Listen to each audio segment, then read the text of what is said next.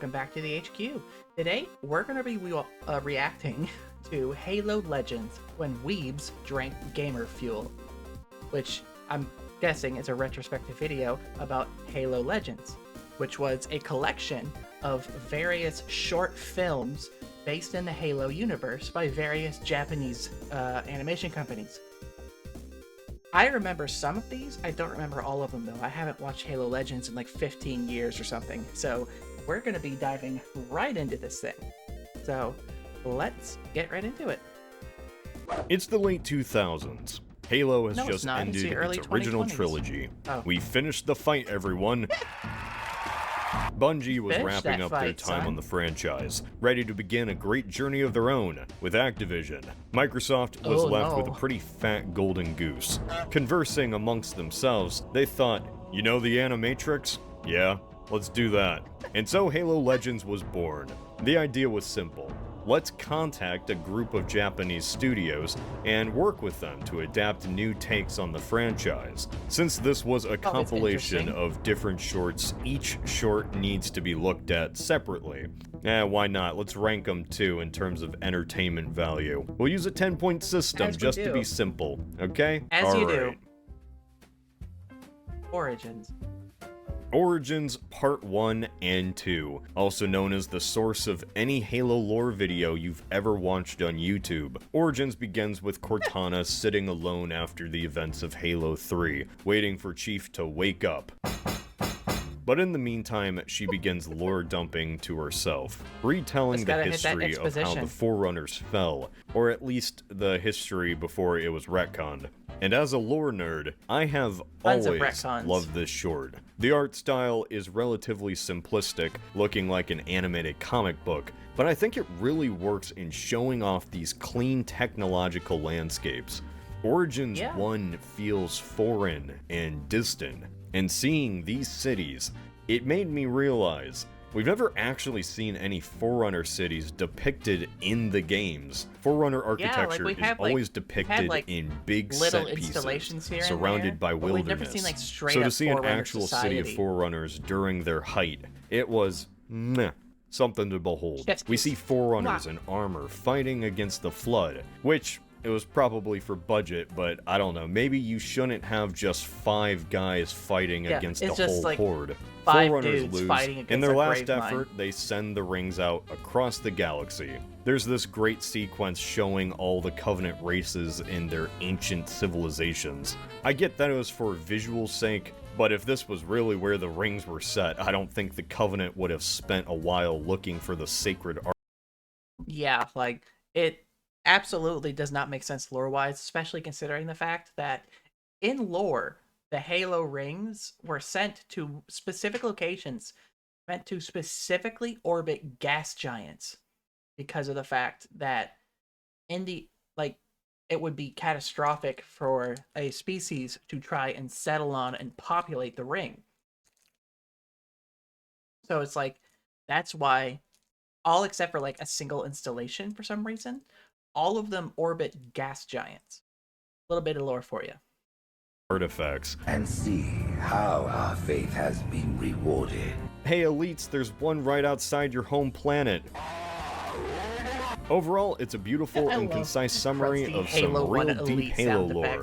And so we get to Part 2. Don't worry, I'm not going to go into too much detail with this one. Part 2 is pretty much just a summary of the rise of the UNSC, the insurrection, and how humans came together to fight the Covenant.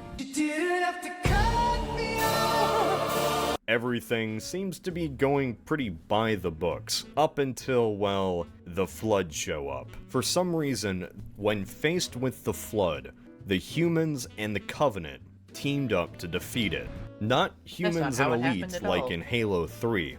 The entire Covenant and humanity ally against the Flood. Where the hell did that come from? Upon thinking about it, I thought it was an interesting alternate ending to the whole trilogy. And we do get some fantastic montages of the UNSC fighting alongside the Covenant. But I was still puzzled. Where did this come from? Very puzzling. This short came out genuinely. years after Halo 3, so it's not like it was some draft idea that was scrapped. Looking online, people at the time, and even today, were all equally stumped. Most chalked it up to Cortana not seeing the events past Halo 2 and making up the history, I guess. Yeah, or perhaps... I mean, at that point, a rampant AI is not really the greatest reliable narrator whenever it comes to events like that. So, her rampancy was making her an unreliable narrator. Yeah. Well, right guess there. what? I found out what it was. This, I swear. On the developer commentary for Halo Legends by Frank O'Connor and Joseph Chu.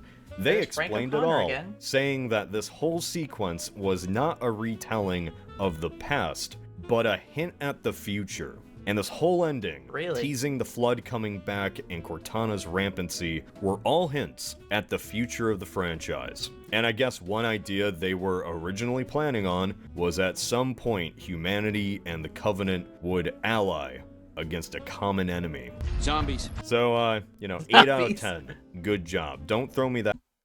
Yeah, like, it's a shame that that whenever they tried to do something with Cortana's rampancy, they did it so poorly that it just went into the shitter, and they completely just fell back on what they knew and just literally created a new Cortana to replace the old one and made Covenant 2.0 with the Banished.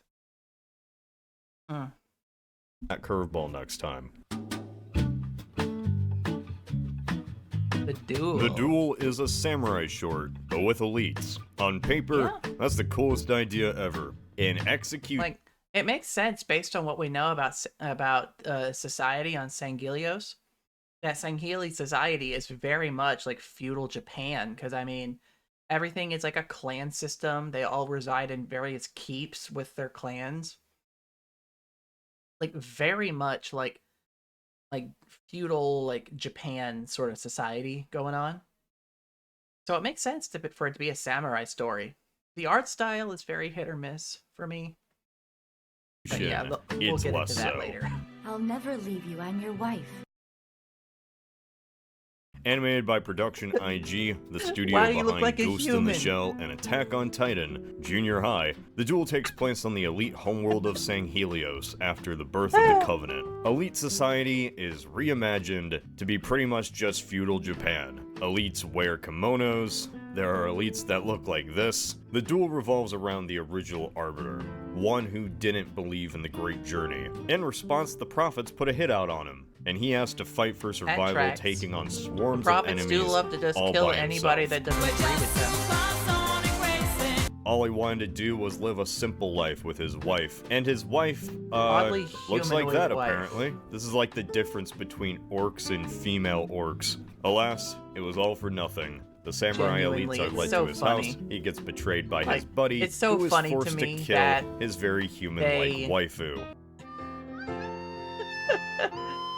It's so funny to me how much they tried to humanize the female Sangheili in this, because it's like we see female Sangheili on in the books and in Halo 5, I think, and they are pretty much identical, mostly because of the fact they're reptilian species, and reptiles have very little in their differences between male and female.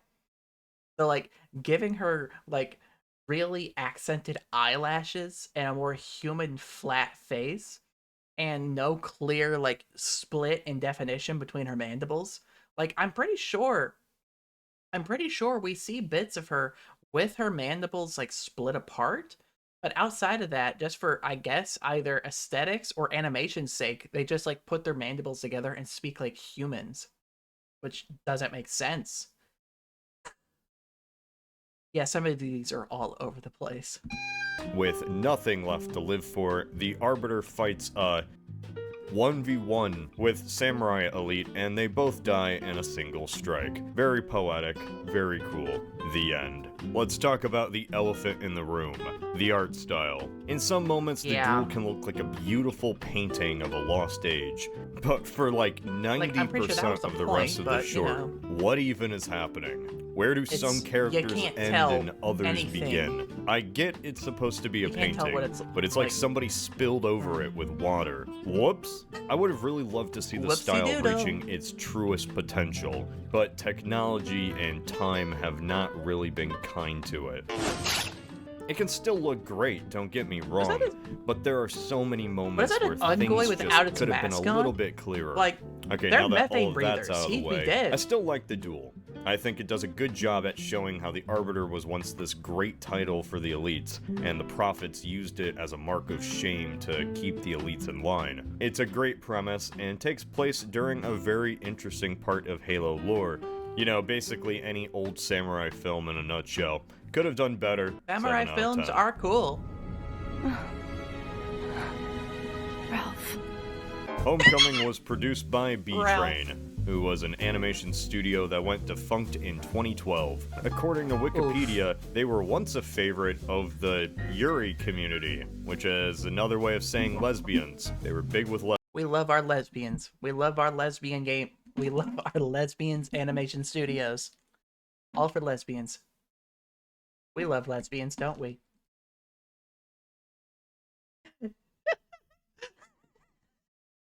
We love lesbians here. Shout out Luminous Red. lesbians. It tells the story of a Spartan girl, Daisy, stuck in the middle of a Covenant attack. Hi, I'm Daisy. The planet is basically destroyed and all hope is lost. She gets on comms and the guy on the other line is literally telling her to get to the extraction point, but Daisy cuts him off. Wait a sec. What? I know that voice. Talk all that shit, and in the end you got your fucking ass beat, so shut the fuck up, stupid. Because apparently they have a history together. The entire short Yep. cuts between flashbacks of her life becoming a Spartan, being kidnapped, being put through training. You know the gist. You know the Yep. Halo. And the far We more know the interesting Halo part is and how just it works. the combat. You see, in her past, she escaped from the program, attempting see to why they're rejoin focused- I can civilian see why life. it's focused However, on she Yuri finds out that she has a animations, but, like- clone that replaced her. For context, when kids were kidnapped for the Spartan program, they were replaced with clones that basically wither away and die of natural causes. Anyway, Daisy doesn't kill her clone, and her clone is like, "Gee, thanks for not blowing my brains out. Here, have this trinket that you've had since you were a child, but dropped when you were kidnapped by the feds. I've had it this whole time because I replaced you.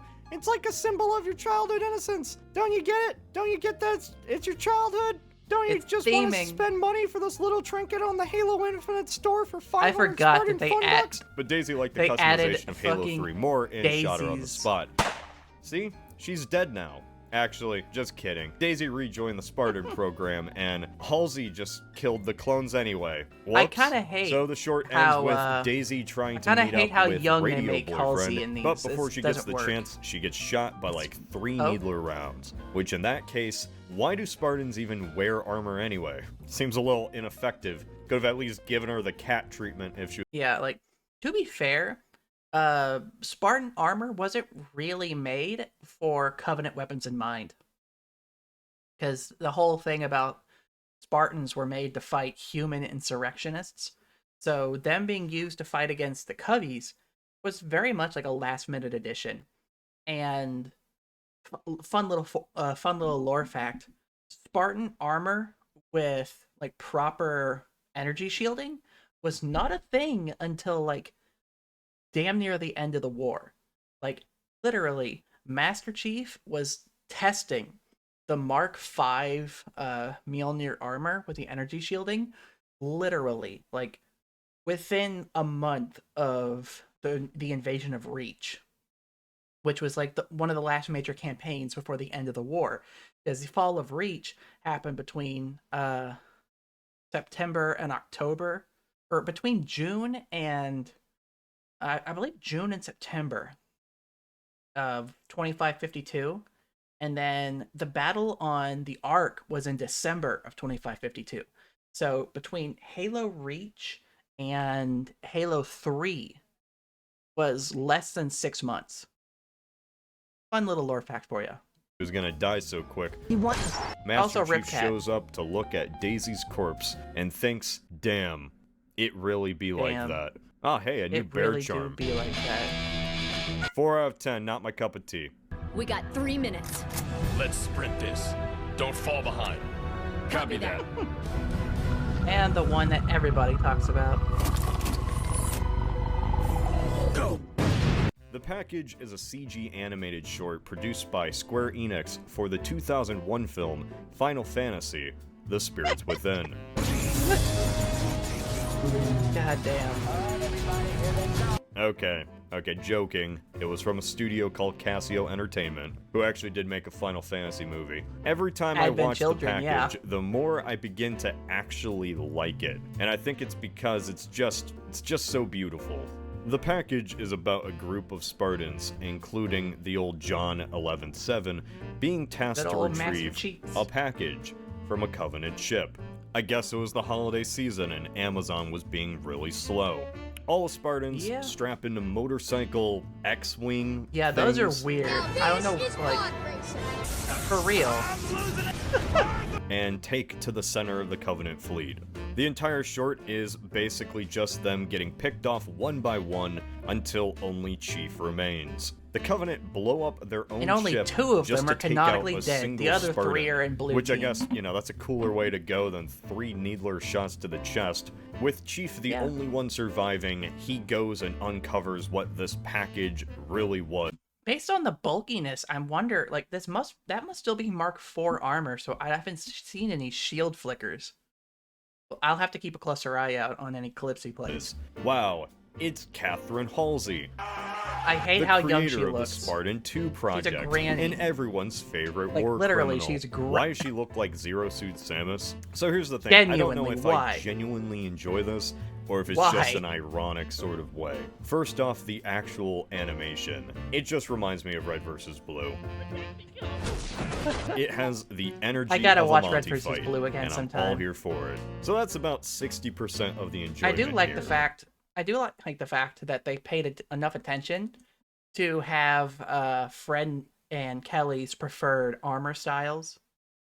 I do like that, at least, having that bit of attention to the lore. I don't know if you could pick up on this by now, but yeah, Halsey's a bit too young, which isn't that bad in itself, but then they just had to add this strange, flirtatious dynamic between her and the Chief.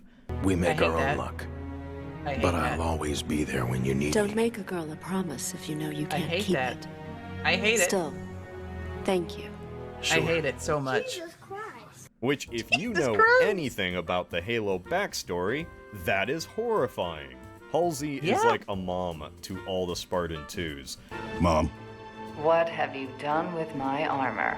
She kidnapped them Also, to train as super soldiers In to that be scene, George isn't actually just calling Dr. Halsey mom. He's just saying ma'am, but it's kind of hard to get with his very deep Hungarian accent.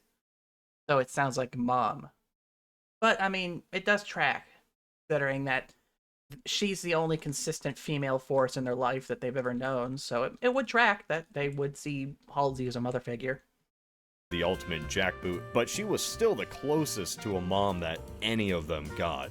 Yet, if you never knew anything about Halo, you would just think she was his hot scientist girlfriend, which is ridiculous. Master Chief's absolutely girlfriend dumb. is actually Cortana, the AI lady that was created by Halsey based off a young hot version of herself who got really attached to Chief. It's actually That's kind of even messed weirder. up when you think about it, huh? And kind of just fell in love with his Oedipus Alexa. Good luck playing Halo Infinite now, gamers. Game over.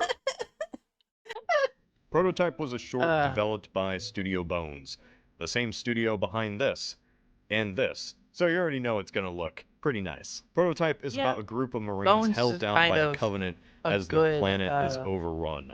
a good Their commander, studio. Ghost, got that nickname because his last platoon was wiped out under his watch. That'll happen. Or it was because he didn't care when they got wiped out. Feelings pass right through you, don't they? So cold and unforgiving in every choice you made in battle. They aren't really There ever is very clear not military how he got his regulation. nickname. They got wiped out in a single firefight. Sarge didn't even flinch. Yeah, well, I guess that's why they call him the Ghost then, isn't it? So I guess he's called Ghost because his There's no platoon consistent died, reason why and he's people called think Ghost, he wasn't sad enough. Is that the case, Anyway, huh? Ghost shows up in the power suit he was supposed to destroy and starts mowing down the Covenant. He says he won't leave his men behind again. Time for another flashback. I don't know how the hell he's even wearing that. Every one of my men. And that's when it happened. That's when I truly became a ghost. Just a shadow. Surrounded I don't know by how death. he's even wearing Did he that start saying that to suit. people or something? I don't care that he Because called I himself get that that's Ghost. like Just prototype have a Mjolnir consistent armor. reason why he's called But Ghost. Is it a negative I don't know how he's supposed to wear that, given to considering the him fact by that unless you others, have like the or is it a neurological upgrades to wear, unless you have like the biological upgrades to wear Mjolnir armor like that, just trying to turn your hips is going to literally like break your spine in half. Like if you've ever seen that scene in Iron Man 2 during in the courtroom where Tony is like showing off, trying to like bury hammer tech and showing the guy in the suit trying to twist, and he like twists like 180 like a fucking action figure and breaks his spine.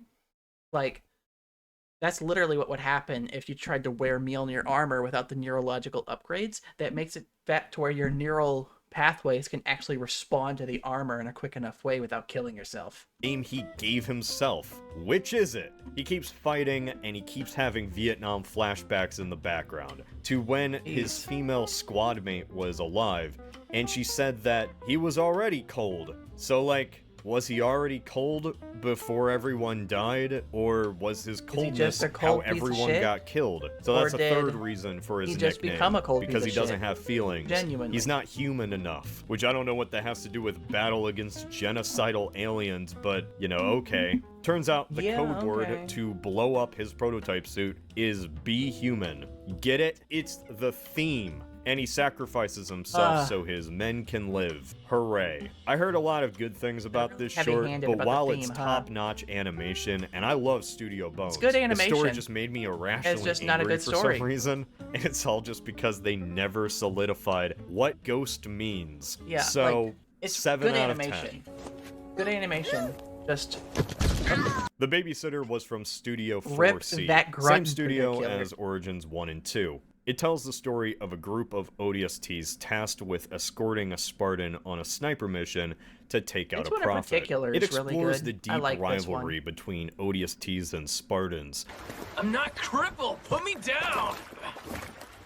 or at least how ODSTs Okay. view Spartans as an other. It's like if the Navy SEALs got outclassed by cyborgs. Over the course of the short, do be the that way. Spartan proves himself time and time again as an important ally, winning over most along the way. Everyone, I mean, except I'd be for upset this too. guy, despite the I'd be fact upset too he's if the I one that somehow messes made up it into most the of the time, and the ODSTs Spartan and I was cleans a up complete after and utter him. He manlet. still won't budge. Look at this. That is, That guy until the should not be last an minute, ODST. when the Spartan is punched by a rogue brute, takes off his helmet, and uh-oh, it's a girl. Is that Metroid? Also, I find it funny that the girl has comedically long hair like Why a the princess. hell? Like, how did she even see in that thing? She Genuinely. says he has to take the shot, and so Like every time I see her, I'm sitting here like, there is not a single other Spartan with hair that long. Like every Spartan we've seen with that is female